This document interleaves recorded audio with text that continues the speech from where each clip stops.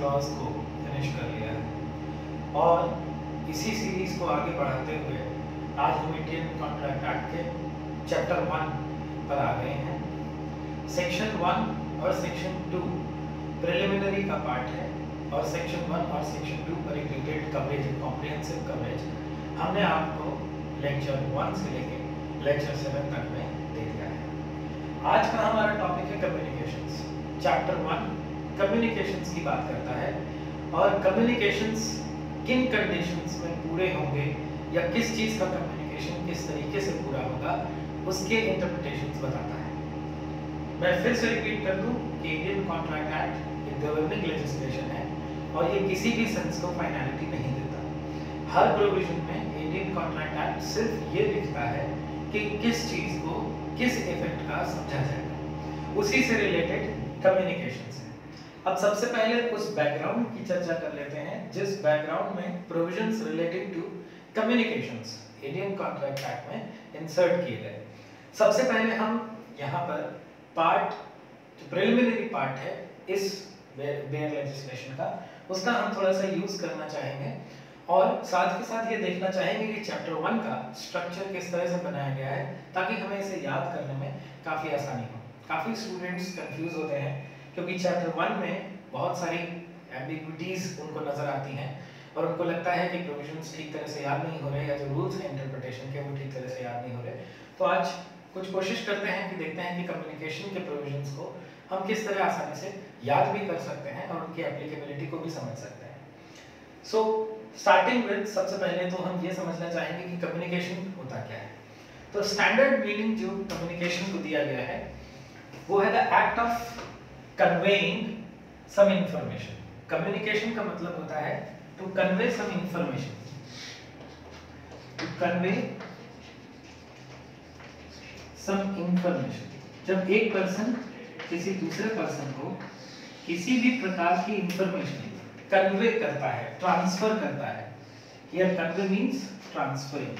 जब कोई एक पर्सन दूसरे पर्सन को किसी भी तरह की इंफॉर्मेशन ट्रांसफर करता है तो हम ये कहते हैं that he is communicating. Now communications जो चैप्टर 1 में लिखे गए हैं वो 3 एस्पेक्ट्स के बारे में है। Communication of proposals, communication of acceptance and communication of revocation. लेकिन उस बैकग्राउंड को हम समझते हैं एक एग्जांपल के थ्रू कि कहां पर इनके इंटरप्रिटेशंस की जरूरत आपको पड़ेगी।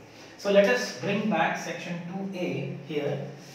सेक्शन 2A से रिलेटेड अगर आपको कॉम्प्रिहेंसिव अंडरस्टैंडिंग चाहिए तो हमारे लेक्चर 5 को आप देख सकते हैं। So now let me repeat what is given in section 2A।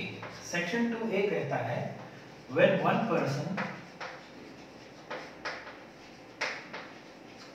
signifies, when one person signifies to another। हमें यहाँ पर सिर्फ इतने पोर्शन का यूज करना है। जो इम्पोर्टेंट वर्ड है वो है सिग्निफाई। तो हमें ये देखना है कि सिग्निफाई और कम्युनिकेशन इन दोनों में क्या कोई किसी प्रकार का रिलेशन है या ये दोनों वर्ड्स अलग अलग हैं या ये दोनों वर्ड्स एक हैं। तो सिग्निफाई को हमें कंपेयर करना है कम्युनिकेशन से।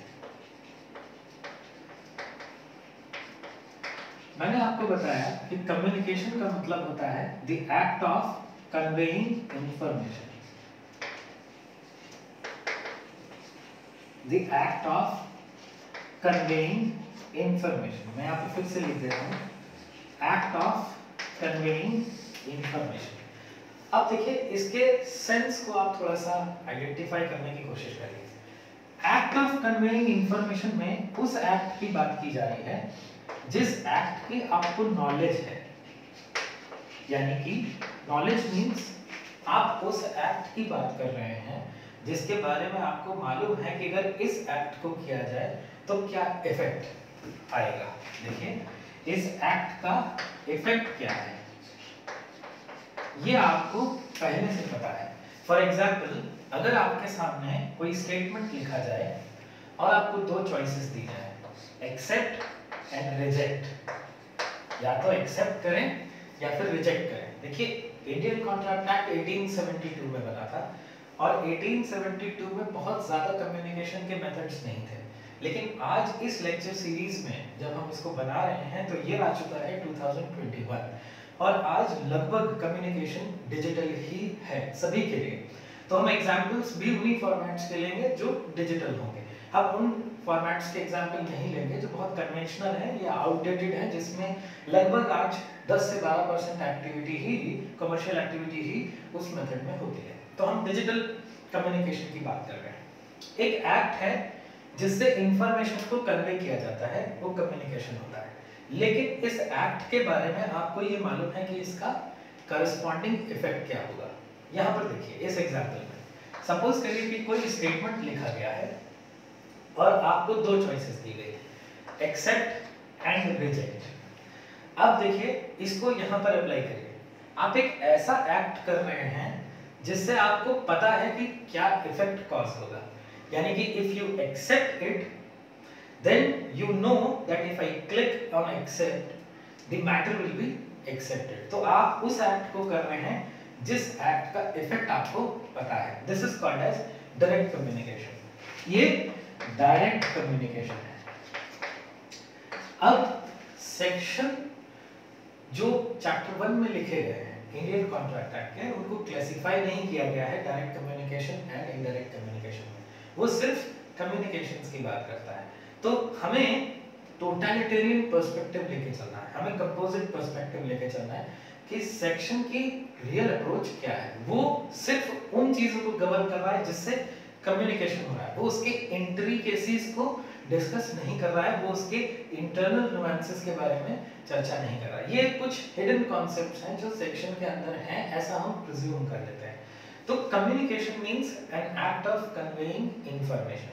अब इस एक्ट के बारे में आपको पहले से नॉलेज है कि अगर आप ये एक्ट करेंगे तो उसका इफेक्ट ये आएगा। यहाँ पे मैंने एक एग्जांपल दिया है, आपके सामने कुछ स्टेटमेंट लिखा हुआ है और एक्सेप्ट और रिजेक्ट के दो ऑप्शंस दिए हुए हैं। आपको पहले से पता है कि एक्सेप्ट पर क्लिक करेंगे तो क्या होगा और रिजेक्ट पर क्लिक करेंगे तो क्या होगा।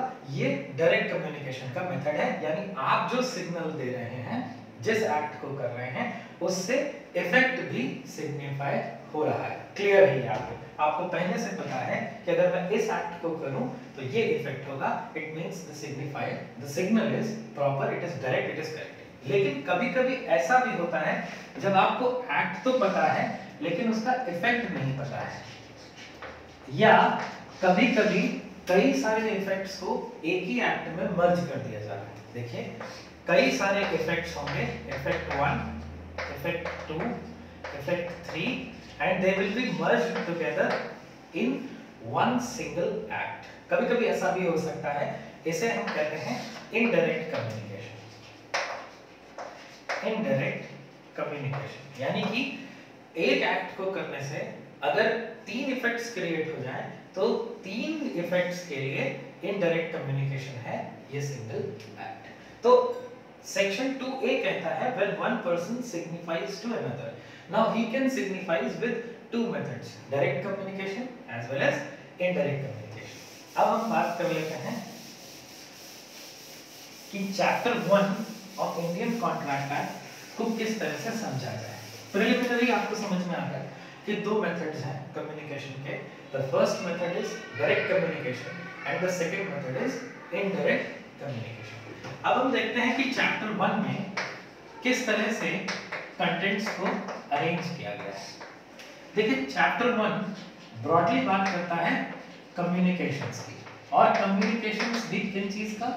3 चीजों का, communication of proposal, communication of acceptance and communication of revocation. तो अगर हम इसके सारे सेक्शंस को कुछ इंटरेस्टिंग तरीके से डिवाइड करें ताकि मेमोरी में आसानी से आ जाए, हमें याद हो जाए, तो वो कैसे कर सकते हैं? देखिए कम्युनिकेशंस हमें मालूम है 3 चीजों का है, प्रपोजल का है,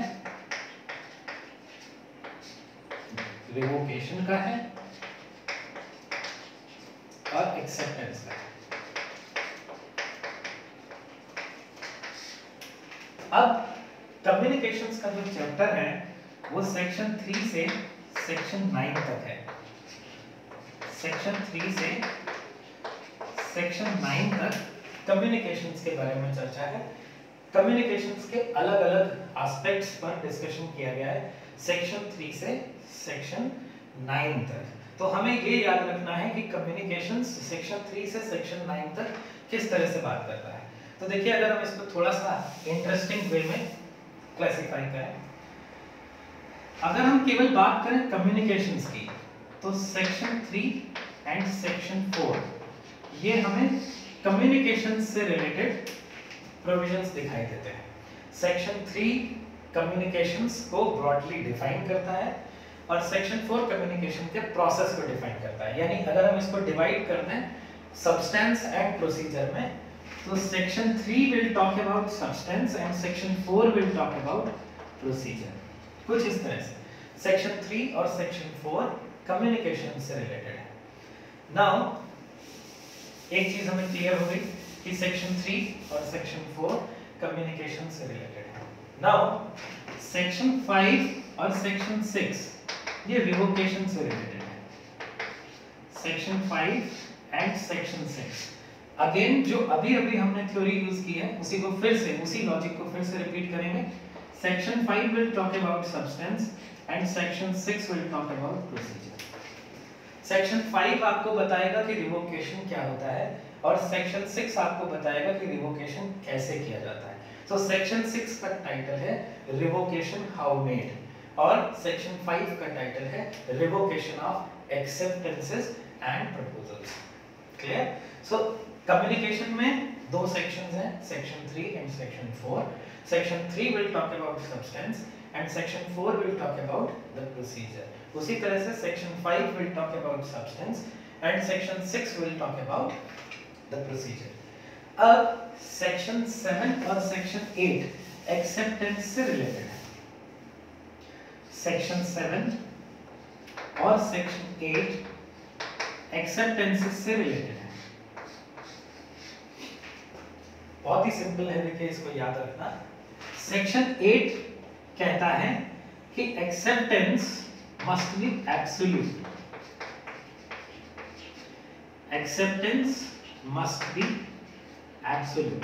अगर इस कंटेंट को आप याद कर लें तो बाकी चीज प्रोसीजर है, जहां पर वो बता रहा है कि एक्सेप्टेंस को किस तरह से दिया जाए। यानी एक्सेप्टेंस जो फॉर्म ऑफ प्रपोजल है उसी में लिखा होगा कि एक्सेप्टेंस कैसे देनी है, या एक्सेप्टेंस को किसी और मेथड से बताया जाए जहां पर इफेक्ट ये आए कि एक्सेप्टेंस हो रहा है। एंड सेक्शन 8, सेक्शन 7 आपको बताएगा substantive portion relating to acceptance. इन दोनों सेक्शंस में, जैसे हमने दो में डिवाइड किया है कि कम्युनिकेशंस के दो सेक्शंस हैं, सेक्शन 3 एंड सेक्शन 4। फिर रिवोकेशन के दो सेक्शंस हैं, सेक्शन 5 एंड सेक्शन 6। एक्सेप्टेंस के दो सेक्शंस हैं, सेक्शन 7 एंड सेक्शन 8। जो लास्ट सेक्शन है वो इनडायरेक्ट कम्युनिकेशंस पर है। देखिए अभी हम इसको एक एक करके डिटेल में डिस्कस करेंगे, स्कीम इसकी हम टोटल समझेंगे। इनडायरेक्ट कम्युनिकेशंस जो है इनसे रिलेटेड प्रोविजन सेक्शन 9 है। सेक्शन 9 बताता है व्हाट आर इम्प्लाइड प्रॉमिसेस। तो हमें एक टोटली बड़ी आसानी से याद हो गया कि कम्युनिकेशन से रिलेटेड दो प्रोविजंस हैं, सेक्शन 3 एंड सेक्शन 4। उसमें भी सेक्शन 3 ये बताता है कि कम्युनिकेशन का सब्सटेंस क्या है और सेक्शन 4 ये बताता है कि कम्युनिकेशन का प्रोसीजर क्या है। सेक्शन 5 और सेक्शन 6 रिवोकेशन से रिलेटेड है। सेक्शन 5 हमें ये बताता है कि रिवोकेशन क्या है और सेक्शन 6 ये बताता है कि रिवोकेशन को कैसे करना है। सेक्शन 7 और सेक्शन 8 एक्सेप्टेंस से रिलेटेड है और सेक्शन 7 हमें सब्सटैंटिव पार्ट ऑफ एक्सेप्टेंस बताता है और सेक्शन 8 हमें ये बताता है कि एक्सेप्टेंस को किस तरह से दिया जाए या एक्सेप्टेंस को क्या समझा जाए, किस चीज को एक्सेप्टेंस समझा जाए। और सेक्शन 9 इनडायरेक्ट कम्युनिकेशंस को भी वैलिडिटी देता है। तो सेक्शन 3 से लेकर सेक्शन 9 तक याद करना is very simple, it is very easy to understand. अब बात करते हैं सबसे पहले सेक्शन, सबसे पहले पार्ट कम्युनिकेशंस की, यानी कि सेक्शन 3 और सेक्शन 4 की। इस लेक्चर में हम सेक्शन 3 और सेक्शन 4 को ही कवर करेंगे और हर पोर्शन की डिटेल्ड एनालिसिस आपको देंगे। इससे पहले कि कम्युनिकेशंस को हम पढ़ें, एक बेसिक थ्योरी है जिसको मैं आपको एक्सप्लेन करना चाहता हूँ, and that theory is causation, theory of causation. इससे आपको बड़ा आसान होगा कॉन्सेप्ट्स को समझने में, लीगल लैंग्वेज को समझने में। देखिए थ्योरी ऑफ कॉजेशन ये कहता है कि कॉज और इफेक्ट में एक रिलेशनशिप होता है। Cause and effect they are related to each other. Cause and effect, they are related to each other. ये cause क्या है? ये cause हिंदी में अगर कहें तो ये है कारण, और ये effect हिंदी में है परिणाम। यानी कि किसी एक परिणाम का कारण, ये दोनों आपस में रिलेटेड हैं, जुड़े हुए हैं। अगर ये cause and effect sequence directly complete होता है तो इसे आप डायरेक्ट कम्युनिकेशन कहेंगे। This is the format of direct communication. Cause and effect पूरा होना चाहिए, यानी कि जो इफेक्ट आ रहा है उसका कॉज आपके सामने है, या आपको ये पता है कि किस कारण का क्या परिणाम होगा। दो स्टेटमेंट्स हैं, प्रस्तुत परिणाम का क्या कारण है, दूसरा इस कारण से क्या परिणाम आएगा। इस कॉज को दो पार्ट्स में डिवाइड किया जाता है। क्या है? एक है एक्ट और दूसरा है ओमिशन।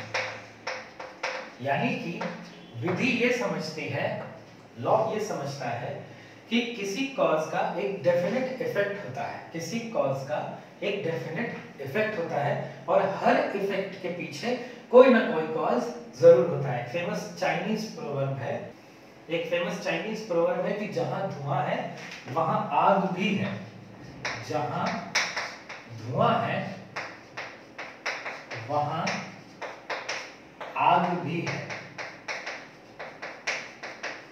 कहने का सेंस ये है कि where there is an effect, there is always a cause, and where there is a cause, there will always be an effect. तो ये cause and effect की basic theory of causation बहुत simple है, बहुत short है, इसको आपको याद रखना है। क्या कहना है कि cause और effect they are related to each other. I am not saying they are directly related to each other. They are related to each other in some form or in some other form. If they are directly related, then it will become direct communication, and if they are indirectly related, then it will become indirect communication. तो इस cause and effect की theory को section 3 में बड़ी अच्छी तरीके से integrate किया गया है। cause and effect की थ्योरी को बहुत अच्छी तरह से सेक्शन 3 में इंटीग्रेट किया गया है। अब सेक्शन 3 को एक बार हम पढ़ लेते हैं, that what section 3 is talking about. देखिए सेक्शन 3 कह रहा है the communication of proposals, acceptance and revocation of proposals and acceptances respectively are deemed to be made by any act or omission of the party proposing, accepting or revoking, by which he intends to communicate such proposal, acceptance or revocation, or which has the effect of communicating it. So it means direct or indirect communication दोनों ही इस section में covered हैं। तो section 3 के हम दो parts निकाल लेते हैं। कौन कौन से हैं? First, by an act or omission where the effect is known, और दूसरा by an act or omission where the effect is not known, it is indirectly related। तो सेक्शन 3 के दो पार्ट्स हमें मिल गए। देखिए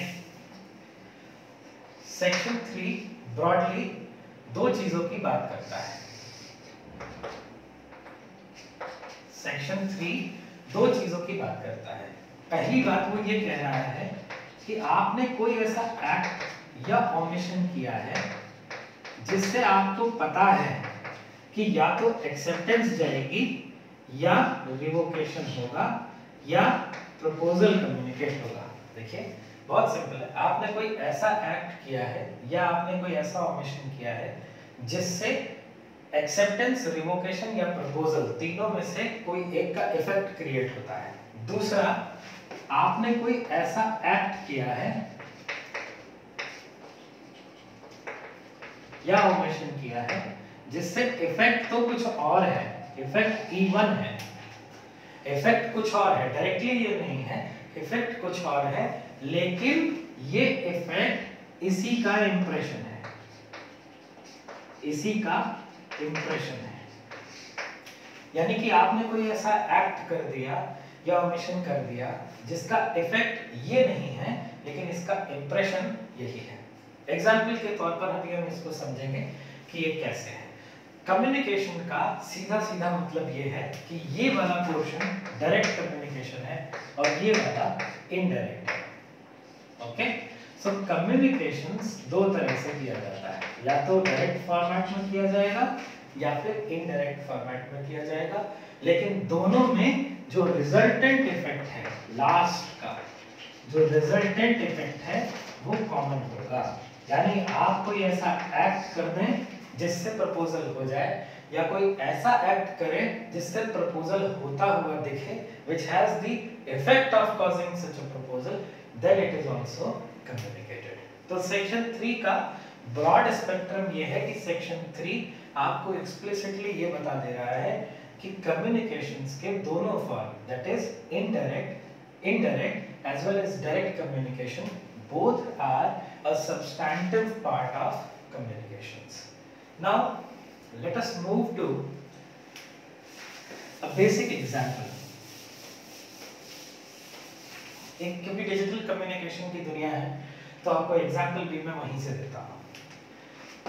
अगर आप amazon.com की वेबसाइट खोलें और कोशिश ये करें कि आपने साइन इन अभी नहीं किया है, आप होम पेज पर हैं, आपने साइन इन नहीं किया है, लॉगिन नहीं किया है अपनी ईमेल आईडी से, आप पहली बार amazon.com को amazon.in को विजिट कर रहे हैं। जब आप amazon.in पर विजिट करेंगे तो ये आपको साइन अप ऑप्शन दिखाएगा या लॉगिन के लिए कहेगा, देखिएगा, या तो ये आपको साइन अप बताएगा या लॉगिन बताएगा। दोनों सिचुएशन में एक बटन बनी होगी और उस बटन पे लिखा होगा कंटिन्यू, उस बटन पे लिखा होगा कंटिन्यू। आप चाहें तो amazon.in की वेबसाइट को अभी ब्राउज कर सकते हैं, ये वीडियो यहीं पर पॉज करके आप एक बार amazon.in की वेबसाइट को ओपन करें और वहां पर चेक करें कि ये चीज आपको दिखाई दे रही है या नहीं। इस कंटिन्यू की बटन के ठीक नीचे लिखा है by continuing you agree to privacy policy and terms of use। बहुत कॉमन सी चीज है जिसे मैं सिर्फ सेक्शन 3 के एग्जाम्पल के फॉर्म में यूज कर रहा हूँ। amazon.in की वेबसाइट पर आप जाएंगे, साइन अप लॉगिन देखेंगे, कंटिन्यू का बटन है, उसके ठीक नीचे ये लाइन लिखी हुई है by continuing you agree to privacy policy and terms of use. उसके बाद इन दोनों टर्म्स में हाइपरलिंकिंग है, यानी जब आप इसको क्लिक करेंगे तो कोई और पेज खुलेगा, करेक्ट। ये लाइन आपको देखिए क्या बता रही है, by continuing you agree to, this is indirect communication. मैं आपको इनडायरेक्ट कम्युनिकेशन का एक एग्जांपल बता रहा हूं, क्योंकि डायरेक्ट कम्युनिकेशन हम सबको पता है, you are given two choices. मैंने आपको एग्जांपल दिया था, एक स्टेटमेंट लिखा हुआ है किसी वेबसाइट पर, आपके सामने दो चॉइसेस हैं, accept and reject. This is direct communication. आपने एक्सेप्ट पर क्लिक किया, your acceptance is collected directly. यहाँ पर देखिए क्या है, इनडायरेक्ट है। ये कह रहा है कि आप आए तो साइन अप करने हैं, you know the act of signing up and also the effect of signing up। आपको ये दोनों चीजें मालूम है, एक्ट आपको पता है, एक्ट क्या है, साइन अप करना है। इफेक्ट आपको पता है कि Amazon की जो इस वेबसाइट में जो भी फीचर्स हैं उनको यूज करने के लिए आपको साइन अप करना ही करना पड़ेगा। तो आप एक्ट जानते हैं, उसका इफेक्ट जानते हैं, लेकिन नीचे देखिए क्या लिखा है कि अगर आपने इस कंटिन्यू की बटन पर क्लिक कर दिया तो आप प्राइवेसी पॉलिसी और टर्म्स ऑफ यूज को भी एक्सेप्ट कर रहे हैं, एग्री कर रहे हैं। This is indirect communication. और यहाँ पर प्रपोजल आपको डायरेक्ट कम्युनिकेट नहीं किया जा रहा है, इनडायरेक्टली कम्युनिकेट किया जा रहा है।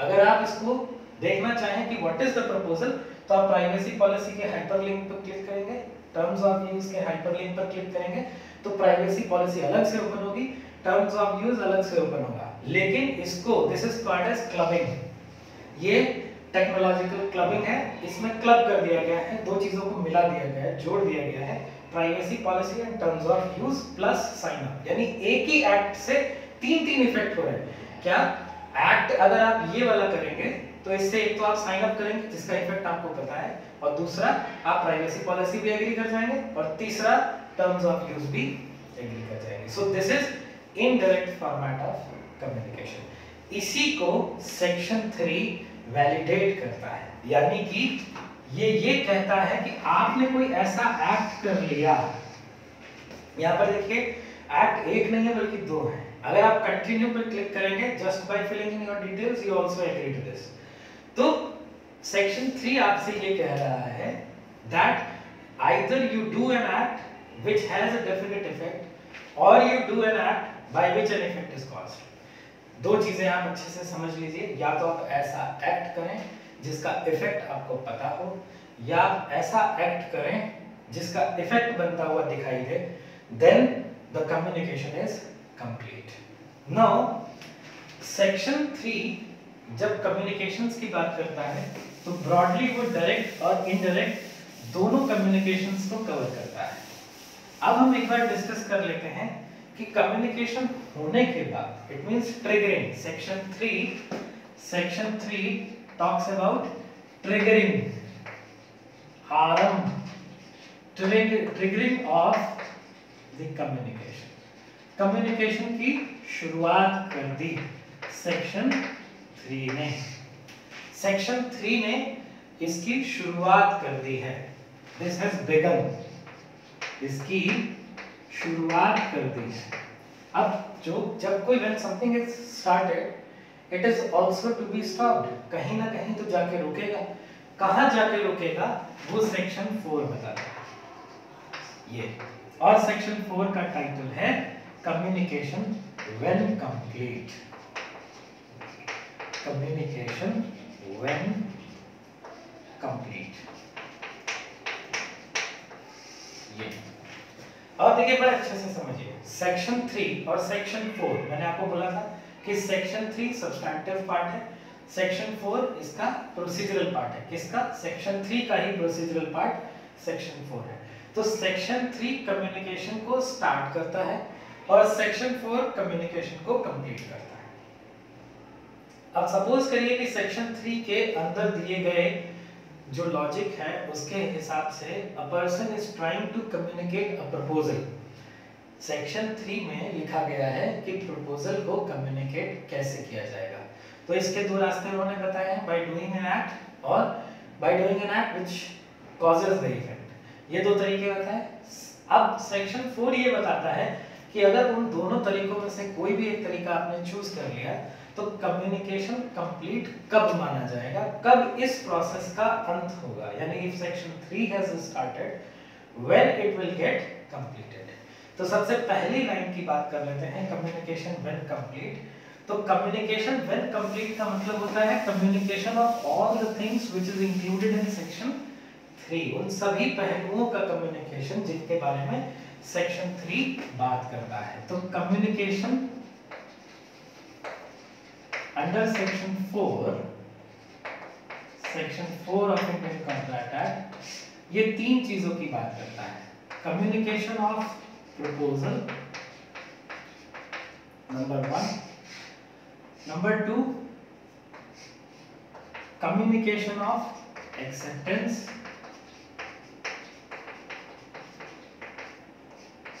And number 3 communication of revocation. Communication of revocation, इसमें एक पॉइंट आपको जो मैं इंपॉर्टेंट है वो बताना चाहता हूं कि सेक्शन 4 और सेक्शन 3 इंटर से पार्टीज कम्युनिकेशन की बात करता है। इंटर से पार्टीज कम्युनिकेशन यानी कि बिटवीन द पार्टीज, ये थर्ड पार्टीज की बात नहीं कर रहा है। यानी कि अगर A और B they are engaged in the entire process which is given in section 2 में जो प्रोसेस दी गई है कि प्रपोजल देना, उसका एक्सेप्ट होना और सारी चीजें, उसमें अगर कोई पार्टीज इन्वॉल्व हैं तो कम्युनिकेशन उन्हीं दोनों के बीच की बात कर रहा है। यानी the parties to an actual agreement, इन दोनों के बीच के कम्युनिकेशन की बात यहाँ पर की जा रही है। ए ने किसी और से कुछ कहा इज इमटेरियल है। तो देखिए सबसे पहले पार्ट की बात करते हैं, communication of proposal. Now what is communication of a proposal? Simple line एक लिखता है that communication of proposal is complete when it comes to the knowledge, when it comes to the knowledge। यहाँ मैं knowledge को capital में लिख रहा हूँ, क्यों लिख रहा हूँ उसके बारे में अभी चर्चा करेंगे। knowledge of the person to whom it is made, of the person to whom it is made। Communication of a proposal is complete। Communication जिसकी शुरुआत सेक्शन 3 में की गई, ये ऊपर से आ रहा है from सेक्शन 3। इस कम्युनिकेशन को कंप्लीट हुआ मान लिया जाएगा अगर वो प्रपोजल है तो। कब? जब वो उसकी नॉलेज में आ गया जिसके लिए वो बनाया गया। Now this knowledge is of two types, actual and constructive। I don't know कि टेक्स्ट बुक्स इस बारे में बात करते हैं या नहीं करते हैं, लेकिन कॉन्ट्रैक्ट एक्ट की इंटेंशन एकदम क्लियर है। वो ये कहता है when it comes to the knowledge of the person, whether it is actual or it is constructive। यानी कि एक पर्सन की नॉलेज में आ जाना चाहिए सिर्फ, बस। क्या चीज नॉलेज में आ जानी चाहिए? द प्रपोजल उसकी नॉलेज में आ जानी चाहिए जिसको वो भेजा गया है, और वो नॉलेज चाहे एक्चुअल हो चाहे कंस्ट्रक्टिव। यानी कि इंप्लाइड इंफॉर्मेशन भी अगर दी जा रही है तो भी ये मान लिया जाएगा कि प्रपोजल में it is complete. Take back the example of Amazon. Amazon के कंटिन्यूइंग बटन के ठीक नीचे लिखा है that by continuing you agree to the privacy policy and terms of use. उतना लिख देना ही उस प्रपोजल को कम्युनिकेट कर देता है। यानी कि जो टर्म्स ऑफ यूज और प्राइवेसी पॉलिसी जो amazon.com की वेबसाइट पर या amazon.in की वेबसाइट पर लिखी गई है, सिर्फ उतना बता देना ही उसकी कंस्ट्रक्टिव नॉलेज को कंप्लीट कर देता है। तो person to whom it is made, इसीलिए वो ईमेल एड्रेस आपसे मांगते हैं। ईमेल एड्रेस वो इसलिए मांगते हैं क्योंकि वो ये जानना चाहते हैं कि who is the person, who is the person. इसलिए वो ईमेल आईडी मांगेंगे आपसे, पासवर्ड मांगेंगे, और उसके बाद जब आप कंटिन्यू पे क्लिक करेंगे तो एक वेरिफिकेशन ईमेल भी आपके ईमेल पर भेजेंगे to ascertain that the proposal is communicated to the person for whom it was scheduled। ये उसी व्यक्ति तक पहुंचा है जिसके लिए बनाया गया था। इसको कंफर्म करने के लिए वो आपसे प्रोसेस ऑफ वेरिफिकेशन भी करवा सकते हैं। और अगर आपने अपना ईमेल एड्रेस वेरीफाई कर दिया, it means it is now actual knowledge. देखिए कभी-कभी ऐसा भी होता है कि हिडन फैक्ट्स होते हैं और हिडन जो है इंफॉर्मेशन हिडन रूप में कम्युनिकेट की जाती है। तो उन सारे सिचुएशंस के लिए ये बड़ा जरूरी हो जाता है कि कंस्ट्रक्टिव फ्लो ऑफ इंफॉर्मेशन को आप एक्चुअल में कन्वर्ट करें, क्योंकि जब कोर्ट में डिस्प्यूट जाएगा तो कोर्ट ये तलाशेगी कि जिस सब्जेक्ट मैटर पर आर्गुमेंट हो रहा है या जो सब्जेक्ट मैटर डिस्प्यूट का कारण है, उसकी इंफॉर्मेशन या उसकी नॉलेज पार्टी को एक्चुअली कम्युनिकेट हुई थी या इंफॉर्मेशन कम्युनिकेट नहीं हुई थी। इसीलिए ऐसी ई कॉमर्स वेबसाइट्स जनरली करती क्या है, जो प्रोसेस सेक्शन 3 में ट्रिगर किया जाता है उस प्रोसेस में एक्चुअल नहीं कंस्ट्रक्टिव नॉलेज होती है, उस कंस्ट्रक्टिव नॉलेज को ईमेल एड्रेस के वेरिफिकेशन के जरिए एक्चुअल नॉलेज में कन्वर्ट कर लेते हैं, ताकि डिस्प्यूट के टाइम पर कोर्ट के सामने ये प्रेजेंट किया जा सके that the person was actually knowing what he was doing.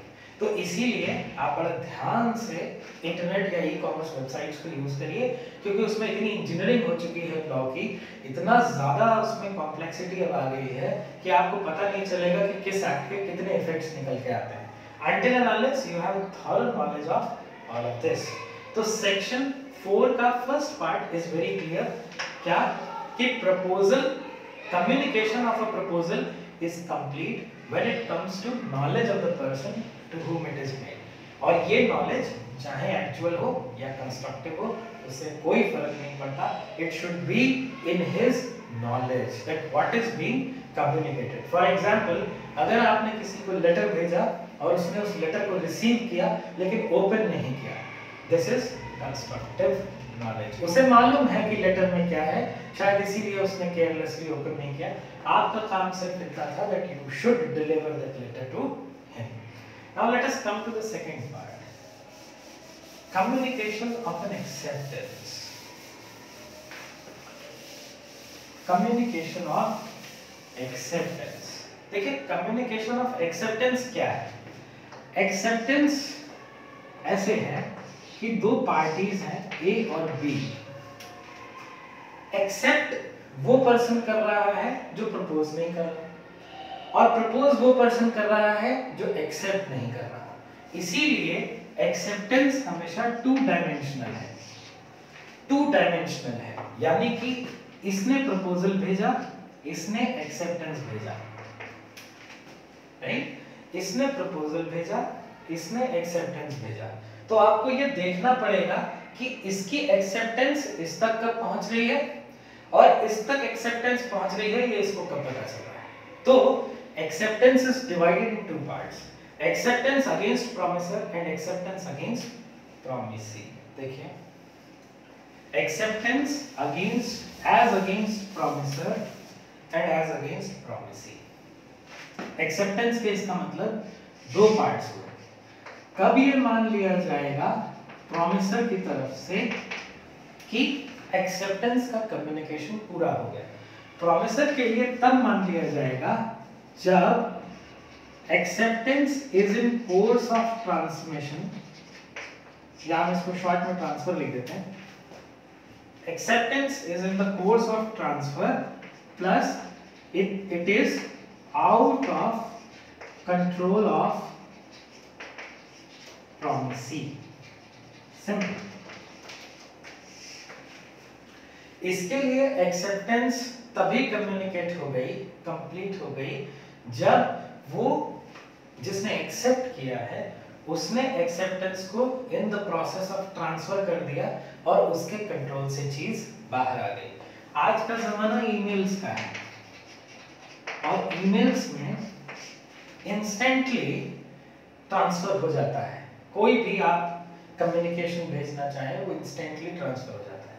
तो इंस्टेंटली ट्रांसफर होने का मतलब ये है कि ईमेल में when A sends an email to B, then after it has been delivered to B, A cannot delete। Email के जरिए देखिए क्या होता है, A ने जब कोई भी कम्युनिकेशन B को भेजा, एक बार वो B के पास पहुंचा तो A उसको डिलीट नहीं कर सकता। उसी तरह से जब B ने A को भेजा तो जैसे ही B ने भेज दिया, B उसको डिलीट नहीं कर सकता। लेकिन WhatsApp, ये इंटरेस्टिंग है, WhatsApp ये एक सोशल मीडिया प्लेटफॉर्म है जिसे हम और आप काफी यूज कर रहे हैं आज के दौर में। WhatsApp में डिलीट करने का भी प्रोविजन है। देखिए, you can delete your chat, you can delete your chat. अब सपोज करिए कि WhatsApp के जरिए कम्युनिकेशन किया जा रहा है। WhatsApp के जरिए जब कम्युनिकेशन किया जाएगा तो course of transfer and out of the control, course of transfer and out of the control. Although the transfer is instantly completed, since the control is not out। See, requirements of law को आप बहुत अच्छे से समझिए। Course of transfer यानी अपनी acceptance उसने भेज दी लेकिन उसका कंट्रोल अभी तक नहीं गया, then the communication is not complete। जब उसका कंट्रोल ही चला जाए तभी एक्सेप्टेंस कंप्लीट होगी। इसका मतलब कि व्हाट्सएप की जो मैसेज की डिलीट करने की कैपेसिटी है वो कुछ टाइम की है। एक बार वो टाइम ओवर हो जाए, that time is over, then communication of acceptance through WhatsApp is complete, because आपको out of control लाना है। देखिए दोनों चीजें बहुत जरूरी हैं। पहला कि वो ट्रांसफर में है टू द प्रोमिसर, यानी कि अगर मैंने ऑफर किया है तो एक्सेप्टेंस मुझे ही ट्रांसफर की जा रही है, मुझे ही ट्रांसफर की जा रही है, और वो जिसने ट्रांसफर करी उसके कंट्रोल से बाहर है। व्हाट्सएप के केस में क्योंकि हमें डिलीट करने का एक फैसिलिटी मिलता है कि अगर हमने कोई इंफॉर्मेशन भेजा है तो हम उसे with in a limited time delete भी कर सकते हैं। तो जब तक वो डिलीट करने का टाइम ओवर नहीं हो गया तब तक हमें वेट करना पड़ेगा। It is not communicated legally, it is not communicated. एक बार वो टाइम ओवर हो गया then legal communication of acceptance is complete. इसके बाद प्रॉमिसी की बात कर लेते हैं। प्रॉमिसर के हिसाब से तो ये है। Now as against promisee, as against promisee, promisee के लिए कम्युनिकेशन ऑफ एक्सेप्टेंस तब कंप्लीट हो जाएगा when it comes to the knowledge of promisor. Simple है।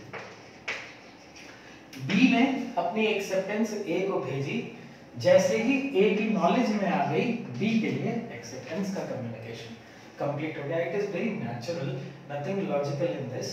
बी के लिए कम्युनिकेशन तब कंप्लीट हो जाता है जब वो ए की नॉलेज में आ जाता है। देखिए सिंपल है, जो प्रपोजल का रूल है, कम्युनिकेशन ऑफ प्रपोजल, इसका जो रूल है उसको ही यहां पर अप्लाई कर दीजिए, ये सॉल्व हो जाएगा। सो acceptance, communication of an acceptance is complete as against the promisee when it comes to the knowledge of the promiser. Very easy to understand. जैसे ही उसको पता चल गया कि हमने उसके proposal को accept कर लिया है, the communication of acceptance is complete. In the same way, revocation is also done. Revocation कैसे किया जाएगा? As against the person who revokes, it means when it is in the course of transmission and is out of control. मैं इस चीज को बार बार repeat करूंगा कि एक रिक्वायरमेंट को पूरी करने से लीगल कॉन्सेप्ट कंप्लीट नहीं होता है। I will repeat again that for these two provisions, इन दोनों चीजों के लिए आपको दो चीजें चाहिए। As against the person, as against the person who does, मतलब उसके लिए जिसको इसकी जरूरत है, इसके लिए दोनों चीजें आपको एक साथ एग्जिस्ट करनी चाहिए। Course of transmission plus out of control. अगर इनमें से एक ही चीज है और दूसरी चीज नहीं है तो लीगली वो प्रोसेस कंप्लीट हो गई है, ऐसा नहीं माना जा सकता। So this was all about communications of proposal, acceptance and revocation, and in the next lecture we will discuss about what do we mean by revocation, that is section 5 and section 6. अगर आपको इससे related कोई भी question है जो पूछना है, कुछ प्रैक्टिकल असाइनमेंट्स मैं अपने लेक्चर्स के जरिए देता हूं। जैसे अभी मैंने आपसे कहा कि amazon.in की वेबसाइट को आप चेक कर लें। amazon.in की वेबसाइट जब आप चेक करेंगे तो आपको ये कंसेप्ट और ज़्यादा क्लियरली समझ में आएगा। अगर आपको इससे रिलेटेड कोई भी क्वेश्चन है तो वो आप हमारे कमेंट बॉक्स में ज़रूर पोस्ट करें, या हमें पर्सनली ईमेल भी आप कर सकते हैं अपने क्वेश्चन को। हम उस क्वेश्चन को जितनी जल्दी पॉसिबल होगा उतनी जल्दी आंसर करेंगे, और साथ के साथ आप इसी तरीके से अपना सपोर्ट हमें देते रहिए। It will keep us motivating, और हमारे साथ इंडियन कॉन्ट्रैक्ट एक्ट या लॉ ऑफ कॉन्ट्रैक्ट को सीखते चलिए। Thank you very much for giving your precious time.